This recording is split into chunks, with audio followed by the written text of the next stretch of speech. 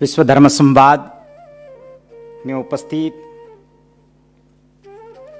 हमारे संरक्षक प्रदीप भैया जी, डॉक्टर A.K. मर्चेंट, स्वामी संपूर्णानंद जी, डॉक्टर इमाम उबैर अहमद इलाइसी, मुख्य इमाम भारत, रब्बी इजकेली इसहाक मालेकर जी, उपस्थित सभी विद्वान, गणमान्य, स्वामी विवेकानंद जी के साथ में भारतीय दर्शन के अनेक विद्वान भी उनके साथ साथ में उपस्थित थे और दोनों की सबकी आपस में बड़ी मित्रता के साथ में भारतीय दर्शन के वसुधैव कुटुंबकम की भावनाओं के साथ में सभी उपस्थित हुए थे। अनागरिक धम्मपाल जी बुद्ध धर्म से थे, उनके साथ में वीरचंद जी राघव जी गांधी जी जैन दर्शन से थे और उन्हीं जैन दर्शन से जिन संप्रदाय से मैं खुद भी दीक्षित हूं। तो वीरचंद जी राघव जी गांधी सभी ने अपने अपने विषयों के ऊपर उन्होंने विस्तृत वसुधैव कुटुंबकम की भावनाओं को उद्धृत करने का प्रयास किया। वीरचंद जी राघव स्वामी विवेकानंद जी का एक बात को लेकर के बार बार सभी हमें याद करते हैं, उनको भाइयों और बहनों।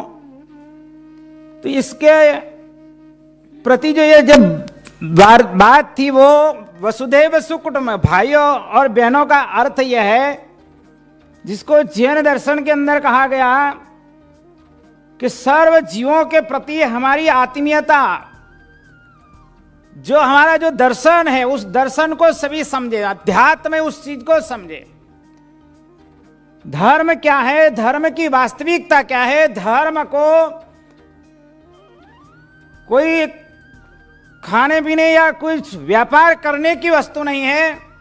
हम एक दूसरे को नजदीक कैसे लाएं, हम उनकी सभ्यताओं को, प्रेम को, संस्कारों को साथ हम कैसे प्रोत्साहित दुनिया को कर सके।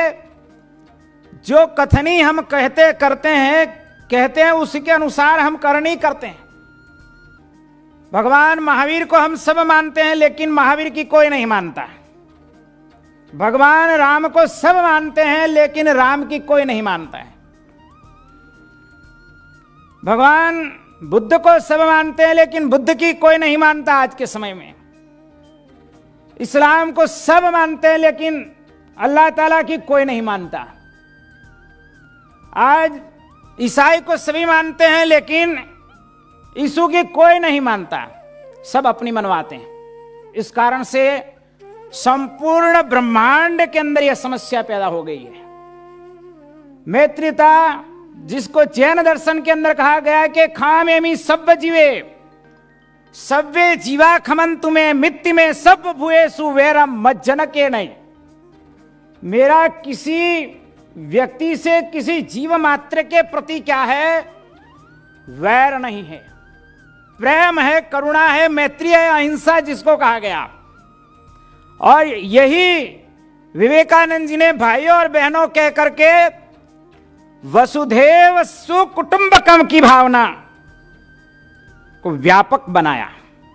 इसके पीछे भाई बहनों कहने के पीछे का सबसे बड़ा तात्पर्य यह था कि हम जो है इस देश को, भारत की एक परंपरा एक ऐसी रही, हमारे राष्ट्र की, हिंदुस्तान की एक ऐसी परंपरा रही कि दुनिया भर के राजे महाराजे हमारे यहां पर आए और हमारे इस राष्ट्र ने, हमारे हिंदुस्तान भारत देश ने जो है सबको पनाह दी और सब यहां आकर के अपने बनकर के रह गए और यहीं की सभ्यता और संस्कृति को सबने अपने जीवन में आत्मसात किया। कितनी बड़ी विशाल हमारी सोच है हमारे ऋषि और महर्षियों की। मैं उस क्षेत्र से जन्मतित हूं, आदिवासी क्षेत्र से, और आदिवासी क्षेत्र के अंदर जितने भी हमारे तीर्थंकर हुए, जितने भी महापुरुष हुए, वो नेचर के साथ में, प्रकृति के साथ में आत्म साक्षात करने के लिए गए। राजमहल राजाओं ने त्याग करके तीर्थंकर बनने के लिए भी गए तो आदिवासियों के जंगल में गए और उनसे प्रकृति के साथ आत्मसात किया। राम हो कृष्ण है, वे भी सब जंगल के अंदर जाकर के ऋषियों के पास जाकर के आत्म साक्षात्कार किया। तो आदिवासी क्षेत्र के अंदर यह सब चीज आदिवासियों से यह सीखने को मिलती हमारे को। आज के वैज्ञानिक क्या कहते हैं कि आज हमने इस ब्रह्मांड को, इस विश्व को अगर अच्छे तरह से बचाना है तो जल को, जंगल को, जमीन को, आकाश को बचाएंगे, तब जाकर के जीव सृष्टि बचेगी। और इसी सृष्टि के आधार पर जीव सृष्टि बचने का एक माध्यम है।